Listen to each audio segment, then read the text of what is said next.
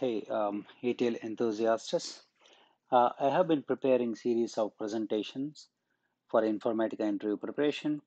Welcome to this presentation. This is related to Oracle SQL interview questions while Informatica interview. In general, in Informatica interview, there will be 70% of the questions from ETL Informatica, 20% from SQL, 10% from ETL Basics. So this 20% of SQL and Oracle questions we are covering here. I searched in Google for these type of questions, but I always get either basics like what is SQL, what is PL/SQL, or it's like Oracle programmers questions, so which we don't understand.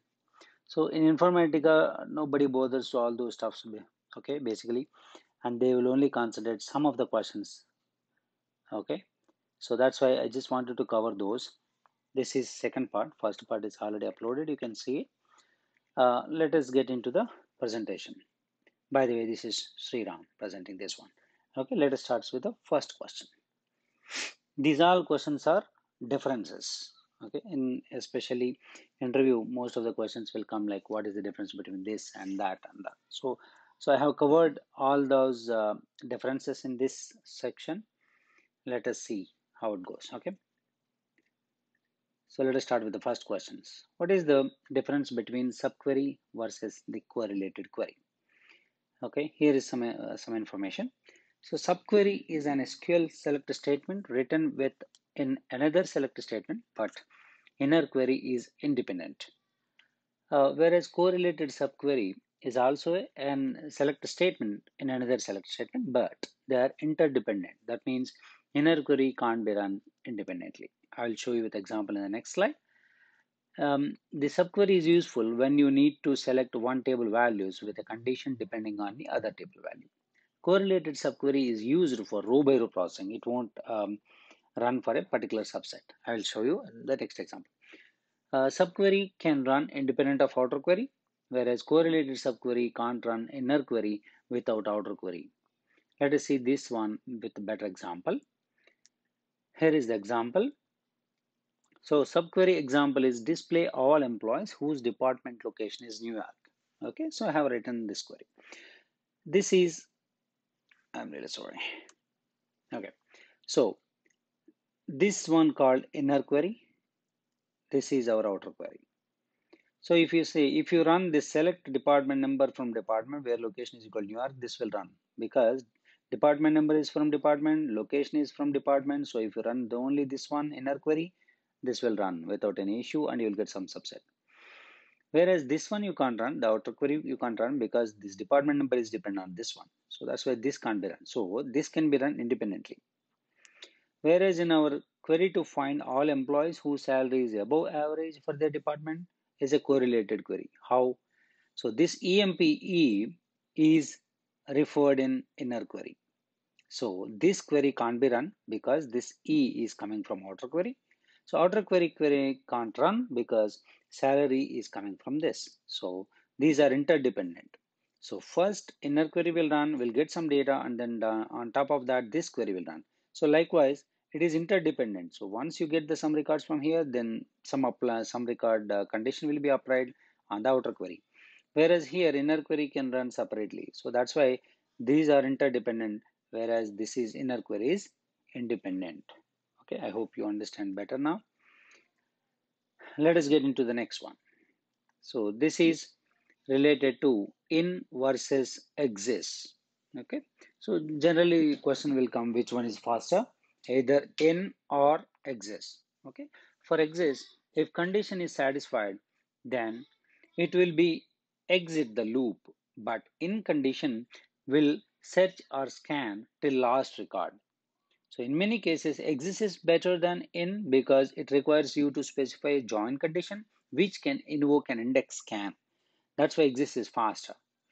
However, in is often better if the result of subquery is very small, then you can use the in query. Okay, exist is faster than in because exist returns a boolean value, whereas in returns a value. Okay, boolean is true or false. Okay.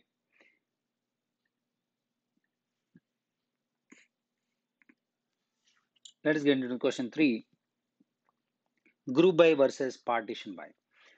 Group by reduces the number of records that will come in output, whereas partition by class outputs same number of records. It won't reduce the number of records. Sorry, number of columns. This must be number of records. Yeah.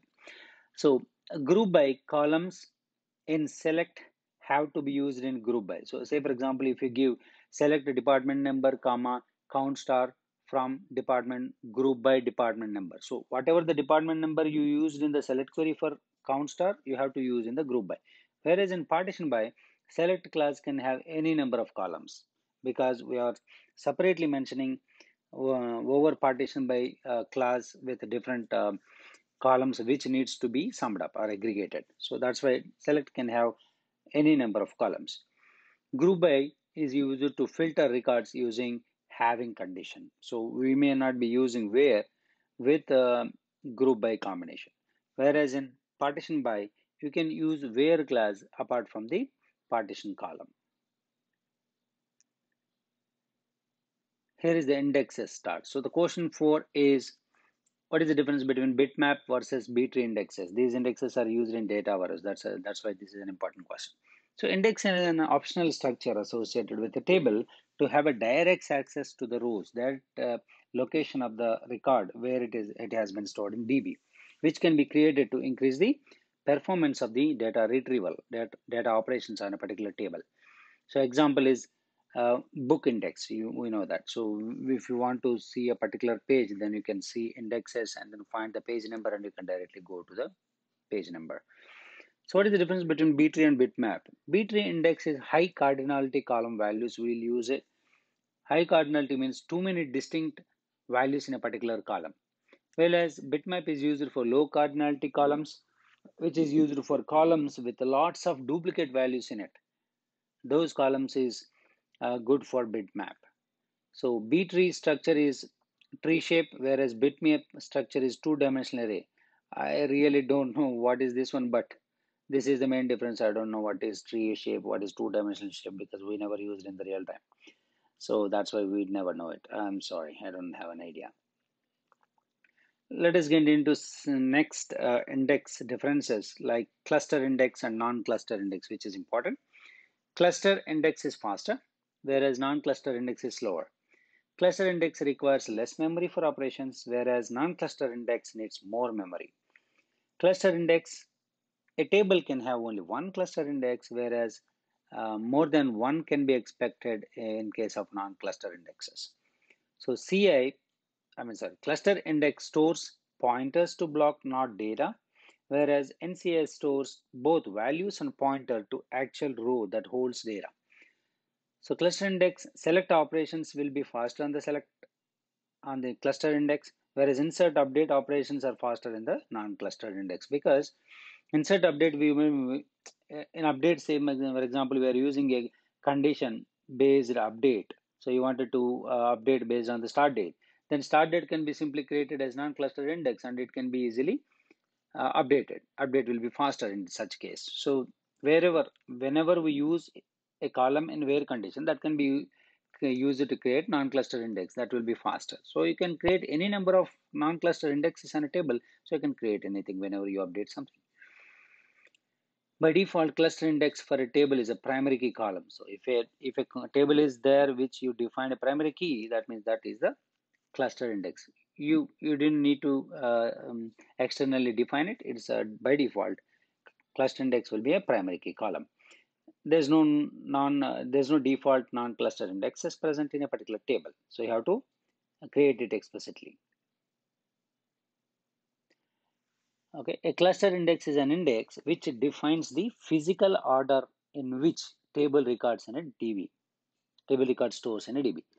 Since there can be only one way in which records are physically stored in a DB table, there can be only one cluster index per table. By default, primary key is the cluster index for a table. Non-cluster index is not defining order of records in a table. Instead, index is separately stored in a different location of a table. So it's like a book index and can have multiple indexes. So if you want to retrieve age, gender of the patient name Mike in the database, has to check non-cluster index first for name and then search in table for age and gender. So two searches makes non-cluster index slower for select operations. However, insert update operations, non-cluster index will be faster. So next one is in-string function versus substring function. In-string is used to find out the character position or the particular string position in a particular column in which a pattern is found. So in string, say for example, I have a string Sri Ram Kumar and I wanted to find where Kum is from the first occurrence. The output will be 8. So these 3, 6, 7, and 8. It's starting at 8. So 8 to 3 records. Okay. So 8 is the output. Where a substring returns a specified portion of a string. So substring Sriram Kumar dot n, Sriram Kumar n, comma 8, comma 3. So from 8th position, you wanted three characters. So 8th position is K, U, M, 3 characters. So you're getting K, U, M. Let us see the difference between delete and truncate. Delete can have where clause condition, means conditional delete is possible, whereas in truncate, it's a whole table. It's not a particular record deletion. Delete can be rollback because it will have some logs to be rollback, whereas in truncate, once it is succeeded, it can't be rolled back.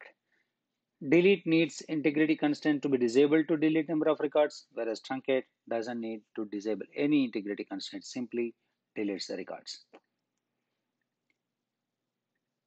Next, question number 8 is row ID versus row number.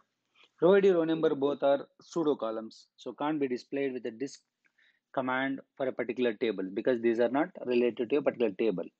Okay, so row ID represents the physical location of a record or row in a database, whereas row number only exists for a row once it is retrieved.